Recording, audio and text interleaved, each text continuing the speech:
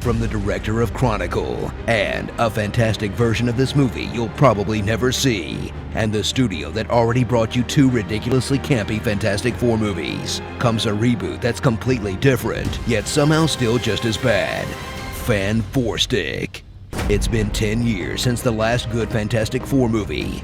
Now, Fox must crank out another one or lose the rights to a studio that would do a much better job. So prepare for the obligatory trotting out of Marvel's first family like you've never seen them before. Moody, awkward, and really, really low energy. And now I'm here. So you are. Meet four people who are never referred to as Mr. Fantastic, The Thing, Invisible Woman, The Human Torch, or the Fantastic Four. It's fantastic. Say that again? There's Reed, the genius who can bend his body into new and exciting ethnicities.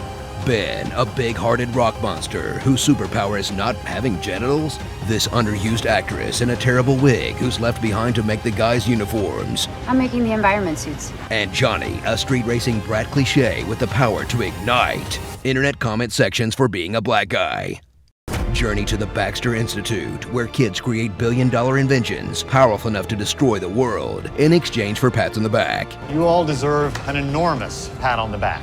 And wonder how these child geniuses also manage to be total idiots. As they get drunk, recruit Reed's unqualified childhood friend who gave him a screwdriver one time, teleport to Mordor, take some selfies, This one is definitely going on Instagram. and immediately stick their hands in alien goo. Dude, don't touch the goo. That's alien planet rule number 1.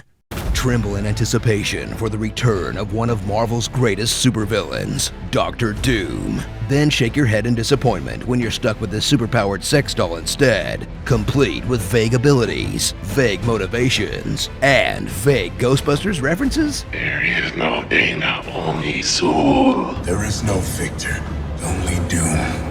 Who Dr. Dooms the movie just when things start to get interesting to deliver a ridiculous finale, where a villain who can literally do anything with just his mind loses to 4 inept teenagers whose best strategy is to punch him in the face. It's clobbering time!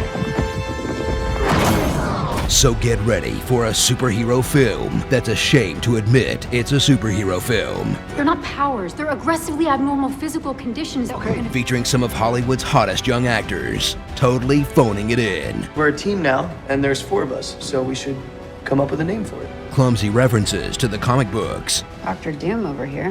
Hey, clobbering time. And bizarre shifts in time that seem to mark exactly when the studio took over from the director. Who is to blame for the overwhelmingly negative reviews for Fantastic Four? Well, director Josh Trank is saying not it. Currently sitting at a 9% with critics on Rotten Tomatoes. Geez, what a mess. The movie about making this movie would be so much better than this movie. Starring, were you stretching or were you dragging? A wasted House of Cards actor. A chocolate snowman. Michael B. glad you don't have to do any more of these. Another wasted House of Cards actor. And Crash Test Doomy. Fantastic Four, Strike 3. Man, you know it's bad when Stan Lee won't even make a cameo.